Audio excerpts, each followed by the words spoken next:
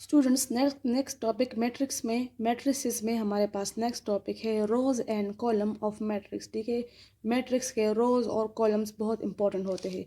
तो एक मैट्रिक्स के अंदर रोज़ कौन से होते हैं और कॉलम कौन से होते हैं, ठीक है, ये हम एक एग्जांपल से समझते हैं। लेट सपोज हमारे पास एक मैट्रिक्स है 4 3 -2, ठीक है, और 1 5 2 और 3 1 1, ठीक है। ये हमारे पास एक मैट्रिक्स है। एक रियल नंबर्स को हमने स्क्वायर ब्रैकेट के अंदर बंद कर दिया है और उसकी जो अरेंजमेंट है वो रेक्टेंगुलर है। तो ये हमारे पास एक मैट्रिक्स है, ठीक है। अब इस मैट्रिक्स के अंदर रोज क्या होती है और कॉलम क्या होता है। तो स्टूडेंट्स, आप ये जानते हैं कि हॉरिजॉन्टल लाइंस कौन सी होती है और वर्टिकल लाइन कौन सी होती है। देखिए, जो इस तरह की लाइंस होती है ना, उसको कहते हैं हॉरिजॉन्टल लाइंस, ठीक है। ये हमारे पास हॉरिजॉन्टल लाइंस है। और जो इस तरह की लाइंस होती है उसे हम कहते हैं वर्टिकल लाइंस। ये हमारे पास वर्टिकल लाइंस होती है। तो इसमें हमारे पास जो डेटा है वो अगर उसको हम हॉरिजॉन्टली देख ले तो 4 3 और -2, ये एक हॉरिजॉन्टली अगर हम इसको देख ले तो 4 3 -2। और अगर इसी को हम वर्टिकली देखें तो 4 1 3 3 5 1 -2 2 और 1। अब जो रोज होती है हमारे पास, रोज ऑफ अ मैट्रिक्स, वो इन हॉरिजॉन्टली जो हॉरिजॉन्टल जो डेटा होता है इसको कहते हैं रोज। यानी एक जो ये डेटा है 4 3 -2, ये हमारे पास आ रहा है, ये एक रो है, ठीक है, रो 1। अब ये जो 1 5 2, ये जो डेटा है, जो हॉरिजॉन्टली एक डेटा है 1 5 2, ये हमारे पास क्या होगा, रो 2, मतलब ये एक अनदर रो है। और इसी तरह 3 1 2 3 1 1 हमारे पास रो 3 है। यानी इसमें एक ये रो है, एक ये रो है और थर्ड रो हमारे पास ये है। अब कॉलम्स क्या होते हैं, कॉलम्स वो डाटा होता है जो हमारे पास वर्टिकली हो, यानी 4 1 3। तो यहाँ से यहाँ तक हमारे पास एक कॉलम है, कॉलम 1। अब 3 5 1 हमारे पास कॉलम 2 है।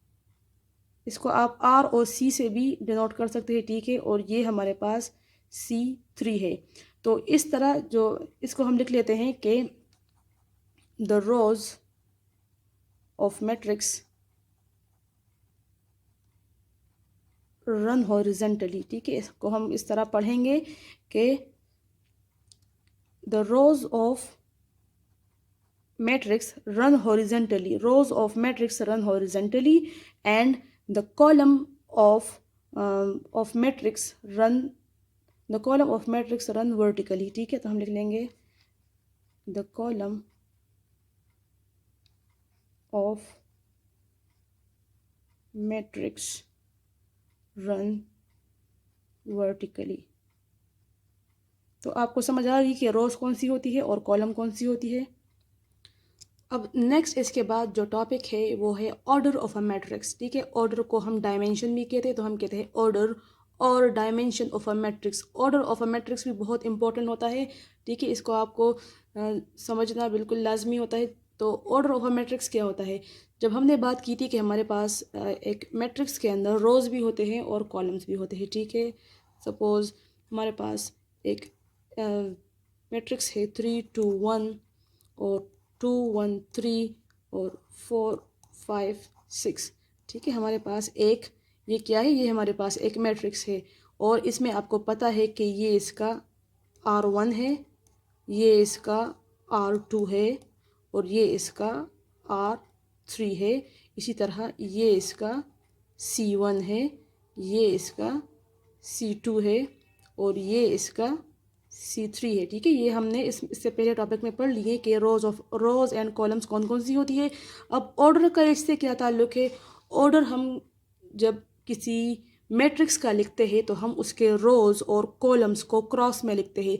यानी रोज और कॉलम्स की तादाद को हम उस मैट्रिक्स का ऑर्डर कहते हैं। किस तरह लिखते हैं, हम लिखते हैं अ मैट्रिक्स विद m रोज, यानी रोज को हम m से, ठीक है, रोज को हम m से डिनोट करेंगे।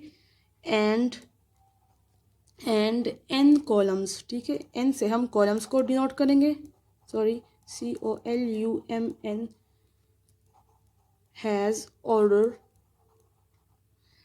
ऑर्डर m क्रॉस n, ठीक है।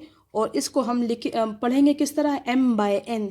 इसको हम पढ़ेंगे रीड m/n, ठीक है।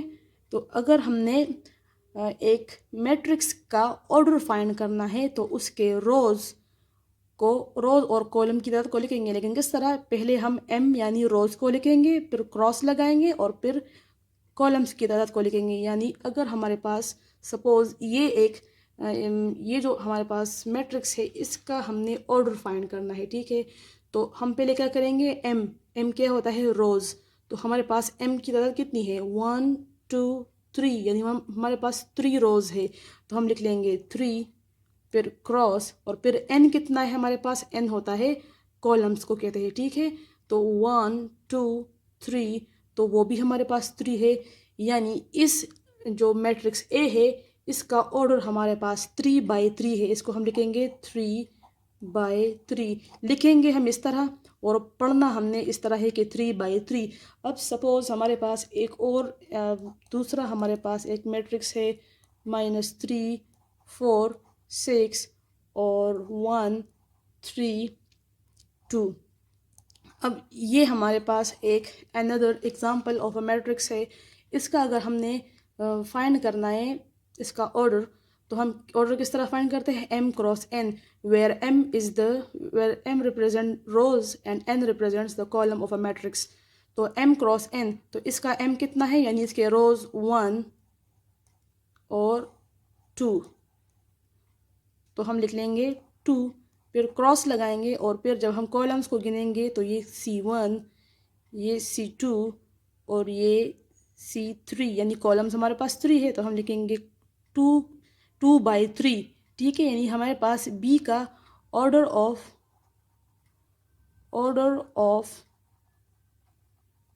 मैट्रिक्स B ये है, ठीक है। ऑर्डर ऑफ मैट्रिक्स B हमारे पास ये है, और ये हमारे पास ऑर्डर ऑफ मैट्रिक्स A है।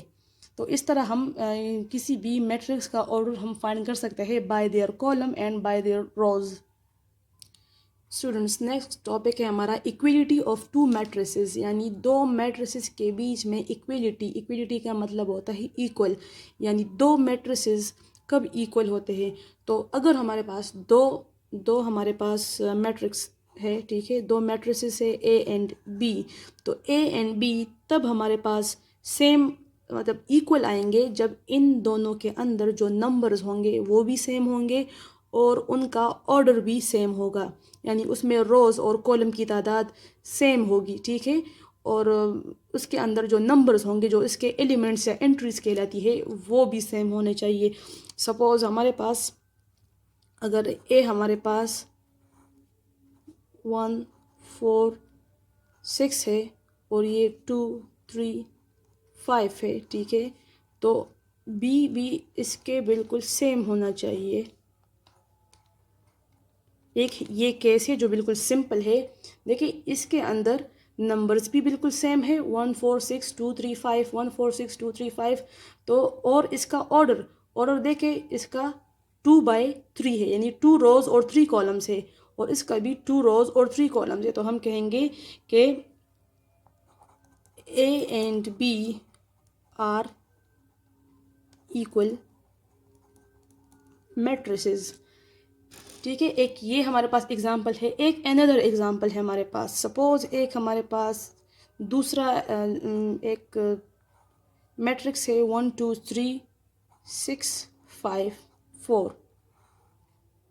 ठीक है। एक ये मैट्रिक्स है और एक हमारे पास सी मैट्रिक्स है जो कि 1, दूसरा है 1 + 1 और तीसरा है 12/4, और यहाँ है 4 + 2, यहाँ है 10/2 और यहाँ पर है 8/2।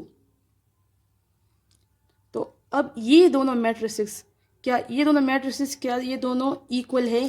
तो इसके लिए हम पहले इसको प्रूफ करेंगे, ठीक है। ये देखिए यहाँ है 1 2 3 6 5 4। यहाँ पर जो नंबर्स है उनके बीच में प्लस है या डिवाइड है, तो हम इसको पहले सॉल्व करते हैं। सॉल्व करने से ये तो 1 रह जाएगा, ये 1 + 1 2 बन जाएगा, ये 12/4, तो 4 1s आर 4 3s आर 12, तो यहाँ से आ गया 3। यहाँ 4 + 2 से 6 आ गया।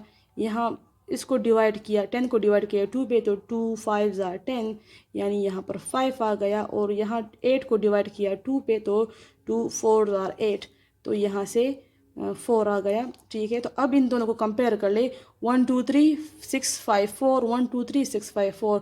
तो इस केस में भी ये दोनों जो ये मैट्रिक्स था और ये जो सी मैट्रिक्स था, ये दोनों इक्वल है, क्योंकि इनको सॉल्व करने से जो आंसर आता है वो एंगल नहीं, मैट्रिक्स ए के बिल्कुल इक्वल है।